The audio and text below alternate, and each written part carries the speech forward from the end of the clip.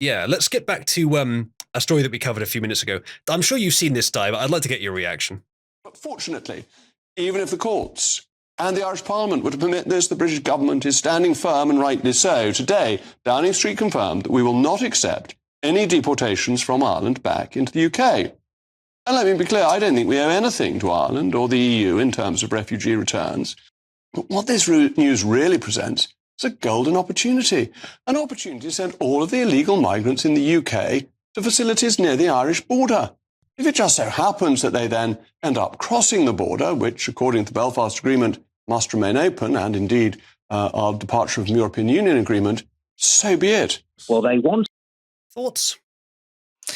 Dude, I want all of our politicians hanging from the bleachers, man. Every single one of them, they're all evil. I don't know if you know what happened recently with the doll, what they put in. Do not crime, of course. But you know what? The EU migrant pact. Are you aware of that? Bigger, Uzalu. Heard of it? Has to be bigger. yeah. The EU migrant pact basically is this thing the EU is trying to push, not just in Ireland, but like all around, where it's if you deny refugees, you will be fined. Right?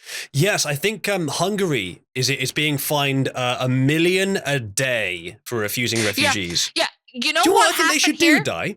I think they should leave the European Union. Bro, listen. Our piece of shit corrupt politicians voted into it. They said, yes, please fine us for when we deny refugees, just so that they can't deny refugees, so they can use it as an excuse to why they're flooding the whole area. And then you have Britain over here, piece of shit, sending them into us. The people here don't want this. Our politicians don't want them. We want to send them back to where they are. And I don't even care if like the problem happening here is that they're going. You have all these illegal immigrants coming into the UK. And then going up through Northern Ireland into Ireland, and then what he doesn't understand is that they don't stay in Ireland most of the time. They go back into the EU, and they still end up back into England somehow. Like you're still going to get this happening because the quote unquote free travel. Like it's just constant. Like even if they send them here, they will just legally, because they can just apply for Irish citizenship and just get EU passport. They can just fly in. They just go to another place and fly back in. I have an idea, Di. This will solve everything. Ready? We send them to Florida.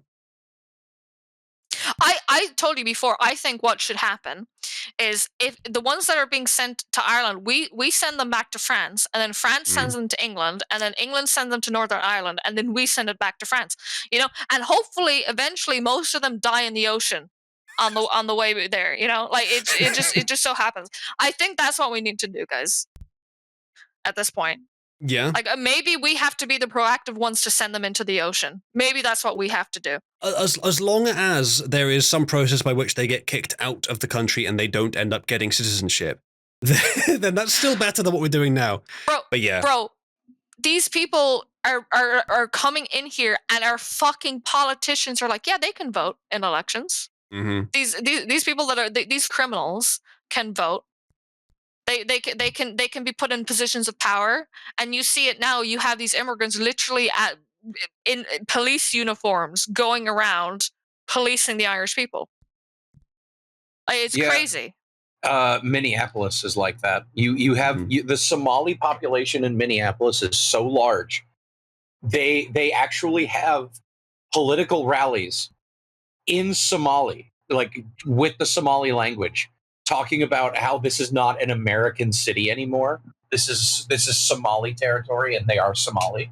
And yeah, it's pretty bad in some areas in the United States.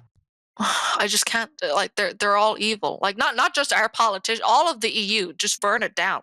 Just burn it down. We need. They're evil. They're all evil. And it's not just Ireland that's suffering. We're all suffering right now. And that piece of shit on screen that you just showed me with his like a smug, like, oh well, if they just happen to be left at the border, you know, that's not going to fix the problem.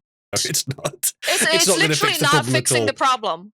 No, it's not. And this guy is currently in, I'm not sure if he's in the cabinet, but he's in the party that's currently in power with a massive majority. They could have done something about it, but they haven't.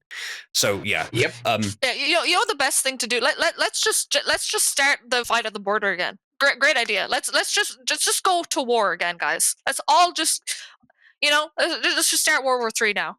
Well, Morg here is daring the Irish to say, wait, refugees is one thing, but refugees coming across the border that makes Britain laugh? Oh no, that's not acceptable. If Britain's happy, we have to go to war. No, not even that. There's already news articles and people found like with these people with British passports working and pushing like a news propaganda within Ireland. Like there was already what was it? The locals like managed to like attack one or like quote attack, but they managed to get the guy's credentials on him, and they lo and behold pulled out a British passport on this dude that's like, guess what, moving these migrants around. And it's like, oh, would you look at that? And that doesn't help. That's not going to help relations here. Indeed. For like, do we really have to have Ireland and England fighting again? Like, is that where we're at again? Like, really, we're gonna let the EU? No, yeah. Are we gonna let the EU try and pit each other against each other again? Like, can we not just like come together and attack them instead?